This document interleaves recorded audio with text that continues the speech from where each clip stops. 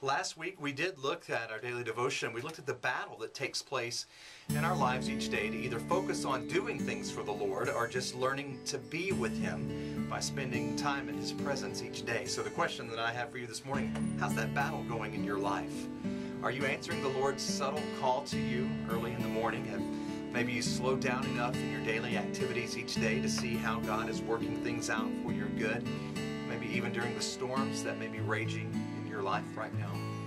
You know, God promises us that in all things He works for the good of those who love Him, who have been called according to His purpose. You see, the things that are happening in your life right now, they aren't just for you.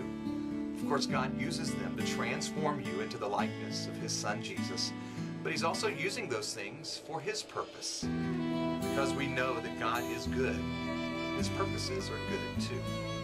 But how does God use the tragic loss of a 25-year-old like we prayed for this morning in Christopher for His good purpose? Well, to be honest with you, I have no idea. God never promises us that He will explain those things to us, but what He does promise is that He is working all things out for the good of those who love Him. What are we called to do what we are called to do is to simply trust Him in His Word.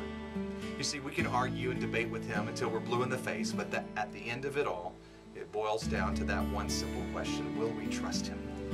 Will we submit to His plan instead of trying to have our own way? Oswald Chambers says that true determination and zeal are found in obeying God, not in the inclination to serve Him. You know, if we begin today to be more focused on spending time with Him compared to working for Him, we will begin to see just how much He is working all things out for our good. See, what happens to you is far more important than what happens to you.